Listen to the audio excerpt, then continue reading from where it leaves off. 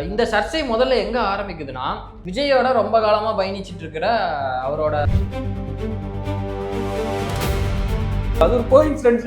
அதாவது அவரு டெல்லியோட சிறப்பு பிரதிநிதி ஆகிறாரு. அடுத்த ஒரு வாரத்துல என்னமோ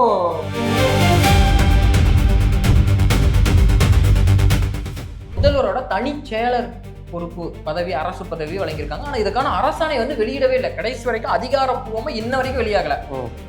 இதை யாரு வெளியிடுறாருன்னா,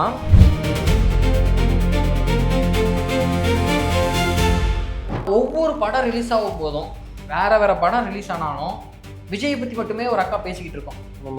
ப்ரொடியூசர் அக்கா, அந்த அக்காவை வந்து எல்லாரும் ப்ரொடியூசர் அக்கான்னு ட்ரெண்ட் பண்ணாங்க. படம் தயாரிச்சது 2 படம் தான், அவங்களுக்கான பிஆர்ஓவே அந்த அக்கா வேலை பார்த்துட்டு.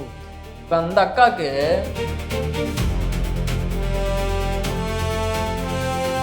தமிழ்நாட்டு அரசியல்ல சினிமா அப்படிங்கிறத வந்து தவிர்க்கவே முடியாது.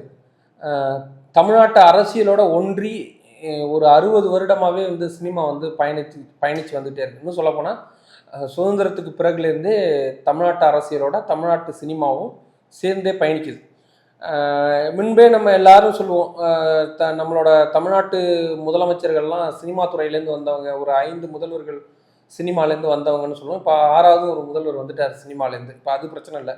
குறிப்பாக வந்து உயரிய பொறுப்பில் இருக்கிற, உயரிய பதவியில் இருக்கிற அரசியல்வாதிகள் வந்து சினிமா துறையை கட்டுப்படுத்துகிறாங்கிற குற்றச்சாட்டு கொஞ்ச காலத்துக்கு முன்னாடியிலேருந்து அவளை பூசி முழுகுறீங்க. ரெட் ஜெயண்ட் போன ஆட்சியில் ரெட் ஜெயண்ட் வந்து சினிமாவை கட்டுப்படுத்திச்சுன்னு சொன்னாங்க அப்படின்னு தாவேகா தரப்புல குற்றச்சாட்டு வச்சாங்க. இதுக்கு முன்னாடி ஏடிஎம்கே இருக்கும்போது இதே குற்றச்சாட்டை வச்சிருக்காங்க. ஆமாம். ஸோ ஒரு குடும்பம், ஒரு உயர் பதவியில் இருக்கிற ஒரு குடும்பம் வந்து சினிமாவை டோட்டலாக கண்ட்ரோலில் வச்சுருக்காங்கன்னு சொல்லி எப்போவுமே அந்த குற்றச்சாட்டு இருக்கும். இப்போ என்ன நடக்குதுன்னா, இப்போ புதிய அரசு அமைஞ்சிருக்கு, தமிழக வெற்றி கழகத்தோட அரசு அமைஞ்சிருக்கு. விஜய் வந்து முதலமைச்சராக இருக்காரு. இப்போ குறிப்பாக வந்து ஆரம்பத்துலேருந்தே விஜய் அவர்கள் சில குறிப்பிட்ட நபர்களுக்கு கொடுக்கும் பதவிகள் வந்து சர்ச்சையை கிளப்பிட்டு இருக்கு. இப்போ அதே மாதிரி நிறைய நபர்களுக்கு வந்து பதவி கொடுக்கப்பட்டது சர்ச்சையாச்சு. யாருக்கெல்லாம் அந்த பதவி வழங்கப்பட்டது, எதனால அந்த பதவி சர்ச்சையாச்சு தெரியுமா? இந்த சர்ச்சை முதல்ல எங்கே ஆரம்பிக்குதுன்னா, விஜயோட ரொம்ப காலமாக பயணிச்சிட்டு இருக்கிற அவரோட ஜோசியர் ராதன் பண்டிட் வெற்றிவேல் அவருக்கு வந்து ஒரு அரசு பதவி கொடுக்குறாங்க. என்ன பதவினா, தமிழக முதலமைச்சரோட அரசியல் பிரிவுக்கான சிறப்பு அதிகாரி அப்படின்ற ஒரு பதவியை கொடுக்குறாங்க. இதுக்கு வந்து பல்வேறு தரப்புல எதிர்ப்பு கிளம்புது. திருமதி பிரேமலதா விஜயகாந்துமே சட்டமன்றத்தில் கடுமையாக எதிர்ப்பு தெரிவித்தாங்க. அதனால அதை வந்து அவர் வந்து வித்ட்ரா பண்ணிக்கிட்டாரு விஜய். அடுத்து இதை விட பெரிய பூகம்பம், ஜனநாயகன். அவரு சினிமாக்காரர் இல்லை, அவர் சினிமா, நான் சர்ச்சைக்குரியதுக்கு தான் நான் சொல்கிறேன். அவர் சினிமாக்காரர் இல்லை, பட் வந்து சர்ச்சைக்குரியதுனால அதை சொல்கிறேன். அதுக்கப்புறம் ஆரம்பிச்சது தான் பெரிய பூகம்பம். என்னன்னா, ஜனநாயகன் படத்தை தயாரித்த வெங்கட் கே நாராயணா, அவர் வந்து ஆந்திராவை சேர்ந்தவர், பட் கன்னடத்தில் செட்டில் ஆகிருக்கிறவர். அவரை வந்து தமிழக அரசின் டெல்லி சிறப்பு பிரதிநிதியாக நியமிக்கிறாரு. இது வந்து ஏன்னா அந்த டைமில் தான் வந்து அவர் யார், ஜனநாயகன் படத்தோட தயாரிப்பாளர். ஜனநாயகன் படத்தோட தயாரிப்பாளர். கடைசி படத்தை வேற தயாரிச்சு கிட்டத்தட்ட 6 மாசம் வெயிட் பண்ணிக்கிட்டு இருந்தாரு. 500 கோடி ரூபாய். அப்புறம் அவர் சிறப்பு பிரதிநிதி ஆனவுடனே படம் ரிலீஸ் ஆயிடுச்சு. ஆமா, டெல்லியோட சிறப்பு பிரதிநிதி அவர் ஆனவுடனே படம் ரிலீஸ் ஆயிடுச்சு. அதானே? அப்பெல்லாம் என்ன கோத்து விடாதீங்க, அது மக்களின் பார்வைக்கே நம்ம விட்டுறலாம். இல்ல நான் சொல்றது ரெண்டுத்தையும் அது ஒரு கோஇன்சிடென்ஸ். அதாவது அவரு டெல்லியோட சிறப்பு பிரதிநிதி ஆகிறாரு. அடுத்த ஒரு வாரத்துல என்னமோ படம் ஓகே ஆகி சென்சார் போர்டு கிளியர் பண்ணி படம் ரிலீஸ் ஆயிட்டு. ஆமா, அது வந்து எல்லாம் ஒரு அவ்வளவு பெரிய இது பண்ணியிருக்கிறாருல, கத்திக்கு தலைக்கு மேல கத்தியை தொங்க விட்டுருக்காருல. அவருக்கு வந்து அதான் அந்த டைம்ல தான் அந்த மேகதாது பிரச்சனை எல்லாம் போச்சு. அதுக்கு தலையிட மாட்டாங்களா? இல்ல, அது டெல்லி சிறப்பு பிரதிநிதி இந்த மேகதாது விவகாரத்துல தலையிட மாட்டாங்க. சொல்றது கேளுங்க. அதாவது வந்து டெல்லி சிறப்பு பிரதிநிதியா நினைச்சாங்க. அப்பதான் அந்த மேகதாது பிரச்சனை சீரியஸா போயிட்டுச்சா, தாவேகா கரெக்டாக அவருக்கு விளக்கம் கொடுத்தாங்க. அவர் வந்து கன்னடக்காரரு, அதனால கர்நாடக முதலமைச்சரை கூப்பிட்டு பார்த்து பண்ணி விடுப்பா அப்படின்னு சொல்லி முடிச்சு விட்டுருவாரு. அதை எப்படி டிகே சிவகுமார் அவரை கூப்பிட்டு எப்பா கொஞ்சம் பார்த்து முடிச்சுட்ருப்பான்னு சொல்லி, அதுக்காக விஜய் பண்ண மாஸ்டர் ஸ்ட்ரோக் இது, சர்ஜிக்கல் ஸ்ட்ரைக் இது அப்படின்லாம் சொன்னாங்க. அதை வந்து பெரும்பான்மையோர் சிரிச்சுட்டே கடந்துட்டாங்க. நீங்கள் எப்படி கடந்து போகிறீங்களோ அது உங்கள் கையில் இருக்குது. என்னால் சிரிச்சுட்டு தான் கடக்க முடியுது. இந்த பூகம்பம் கடந்து போகிறதுக்கு முன்னகிட்டே இன்னொரு பூகம்பத்தை தூக்கி போட்டார். என்னன்னா, லியோ படத்தின் ஒளிப்பதிவாளர் திரு மனோஜ் பரமஹம்சா. லியோ அவர் வந்து நான் இதுக்கு முன்னாடி நிறைய படத்தில் ஒர்க் பண்ணியிருக்காரு. பட் லியோ படத்தில் விஜயோட ஒர்க் பண்ணியிருக்காரு. அவருக்கு வந்து நம்ம எம்ஜிஆர் திரைப்பட கல்லூரி இருக்குல்ல, அரசு எம்ஜிஆர் திரைப்பட கல்லூரி தரமணியில இருக்குல்ல, பல முன்னணி டைரக்டர்களை தமிழ் சினிமாவுக்காக கொடுத்த கல்லூரி. அந்த கல்லூரியோட தலைவரா அவரை நியமிச்சிருக்காங்க. இதுவும் சர்ச்சையாச்சு. என்ன தொடர்ந்து அவரோட சினிமா நண்பர்களுக்கு எல்லா பதவியும் தூக்கி கொடுக்குறாங்கன்னு இதுவும் சர்ச்சையாச்சு. பல்வேறு தரப்புல இருந்து எதிர்ப்புகள் இருந்துச்சு. ஆனால் அதை வந்து வித்ட்ராலாம் பண்ணல, அது அப்படியே தான் தொடர்ந்துச்சு. கன்னடக்காரரு ஆந்திராக்காரருக்கு டெல்லி சிறப்பு பிரதிநிதி கொடுத்துருக்கோம், இதெல்லாம் ஏமாத்துறோம் அப்படின்ட்டு அவங்க கடந்து போய் வாங்கப்பா அப்படின்ட்டு போயிட்டாங்க. அதுக்கப்புறம் வந்து இதை தாண்டி வேற என்ன பண்ணாங்கன்னா, முக்கியமான பதவி அதை வந்து ரகசியமா காத்தாங்க. அதை வந்து அரசாணை, அதாவது ஒரு அரசாணையவே வெளியிடாத ஒரு அரசனா இதாக தான் இருக்கும்னு நினைக்கிறேன். இதுக்கு முன்னாடி நிறைய பேர் பண்ணியிருக்காங்களோ எனக்கு தெரியல, என் கவனத்துக்கு வரல.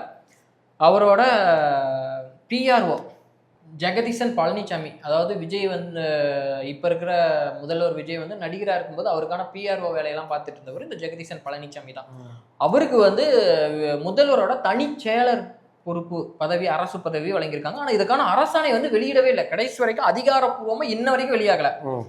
இதை யார் வெளியிடுறாருன்னா, ஒரு மாதம் கழிச்சு முதல்வரோட பிறந்த நாளுக்கு ஜெகதீசன் பழனிசாமி வந்து அவரோட பேஜில் வந்து இந்த அரசாணையை வெளியிட்டு என்ன இந்த மாதிரி தனிச்செயலராக நியமிச்சதுக்கு நன்றி அப்படின்னு சொல்லியிருக்காரு. பட் இந்த நியமனம் டேட்டு என்னைக்கு உள்ளதுன்னா, ராத்தன் பண்டிட்க்கு என்னைக்கு நியமனம் செஞ்சாங்களோ அதே டேட்டோட ஆணை இது. பட் அதை வந்து அதை அரசு வந்து வெளியிடலை, இவர் தான் அதுக்கப்புறம் வெளியிட்டார். அதுவும் சர்ச்சையாச்சு, அப்புறம் அப்படியே அமைங்கி போச்சு. இது ஒரு பக்கம் போயிடுச்சா. இப்போ அடுத்து இது இப்போ ஜனநாயகன் படத்துக்கான ப்ரொடியூசருக்கு ஒன்று கொடுத்தாச்சு, ஐயோ ஒளிப்பதிவாளருக்கு அங்கே ஒரு பொறுப்பு கொடுத்தாச்சா. ஆனால் ஒவ்வொரு படம் ரிலீஸ் ஆகும் போதும் வேற படம் ரிலீஸ் ஆனாலும் விஜயை பற்றி மட்டுமே ஒரு அக்கா பேசிக்கிட்டு இருக்கோம். ப்ரொடியூசர் அக்கா, அந்த அக்காவை வந்து எல்லாரும் ப்ரொடியூசர் அக்கான்னு ட்ரெண்ட் பண்ணாங்க எல்லாரும். அந்த படம் வந்து வேற படம் ரிலீஸ் ஆகும், ஆனால் அந்த அக்கா வந்து விஜயை பற்றி தான் பேசிக்கிட்டு இருக்கோம். விஜய் அப்படி, விஜய் இப்படி, ஒரு நடந்தா நின்னா மலை, நடந்தா தேரு, அப்படி இப்படின்னு பேசிக்கிட்டு இருக்கோம். அந்த அக்கா யாருன்னு சொல்லுங்க, பேர் கரெக்டாக சொல்லுங்க. அந்த இவங்க தானே கல்பாத்தி, அவங்க பேர் மறந்து போச்சு, அர்ச்சனா கல்பாத்தி. ஆமாம், அர்ச்சனா கல்பாத்தி விஜயோட பிகில் படத்தையும் கோட் படத்தையும் தயாரிச்சாங்க. படம் தயாரிச்சது 2 படம் தான், அவங்களுக்கான பிஆர்ஓவே இந்த அக்கா வேலை பார்த்துட்டு இருந்துச்சு. இப்போ அந்த அக்காவுக்கு ஒரு பதவி கொடுத்துருக்குறாங்க.